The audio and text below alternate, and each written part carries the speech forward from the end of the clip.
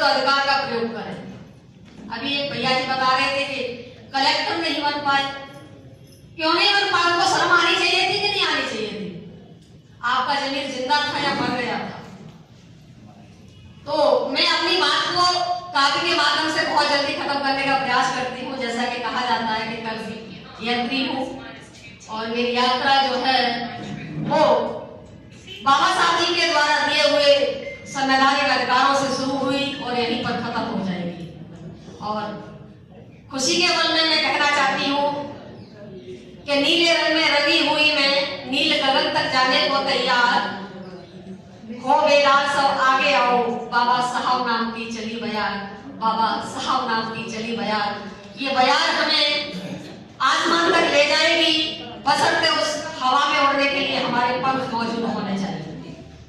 तो मैं ज्यादा न कह करके अपनी कुछ पंक्तियों के माध्यम से, कोई भी हमारा पर्व जो होता है वो एक संकल्प लेने का दिन होता है, अपने आप से प्रतिज्ञा करने का एक दिन होता है कि हम अपने आप से संकल्प करें।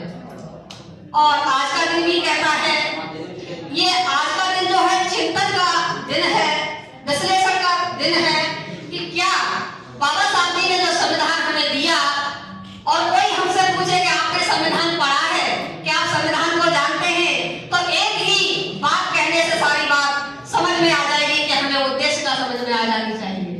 अगर भारत के संविधान का पहला प्रश्न उद्देश्य का समझ में आ गई तो समझ लीजिए हमें पूरा संविधान समझ में आ गया। और उसी उद्देश्य का को लागू कराने के लिए आज हमें संकल्पित होना पड़ेगा। और उद्देश्य क्या क्या कहती है? हमारे सभी जो मौलिक अधिकार हैं उनके लिए सबसे पहले प्रतिबद्ध होती है, और सामाजिक लड़ाई के लिए हमें हमारे लिए तैयार करना है। तो मैं एक बात आपको जोड़ने के लिए कहना चाहती हूँ कि हमने आज तक क्या किया है। ये जो संविधान है वो एक महावृक्ष है।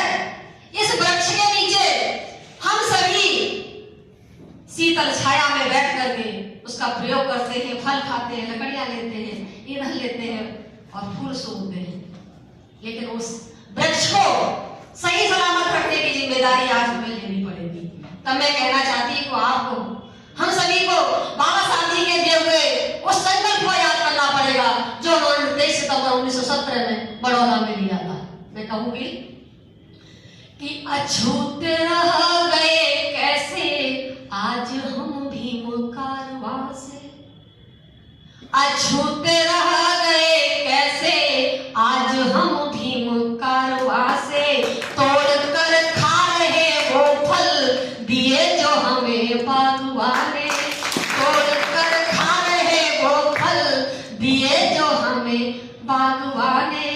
दीन दुखियों की ये दुनिया करी आबाद आपने ही, तोड़ कर दे गए हमको सितारे चांद आसमां से, तोड़ कर दे गए हमको सितारे चांद आसमां से।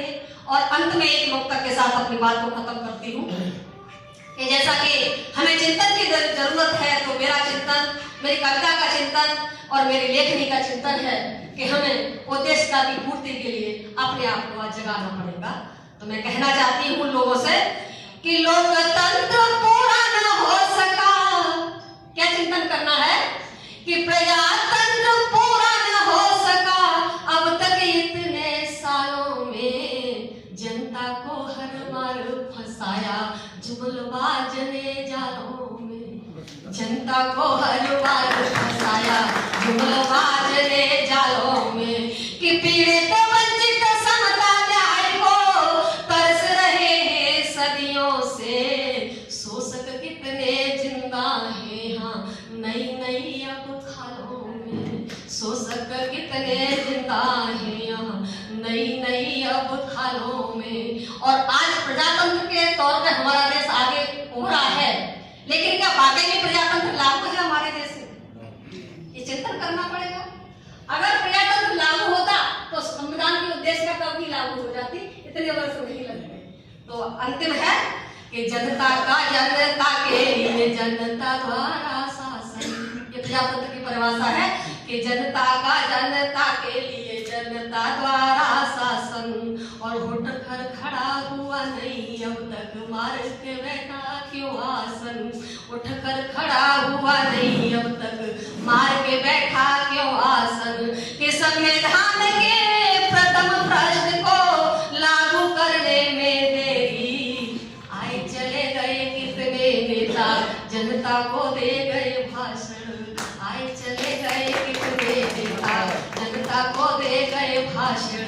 तो इन भाषणों से हमारा भला होने वाला नहीं है, हमें अपने सामाजिक, आर्थिक, राजनीतिक सभी प्रकार के संवैधानिक अधिकारों को लागू करने के लिए प्रतिबद्ध होना पड़ेगा। इसी के साथ जय भीम, जय भारत, जय संविधान।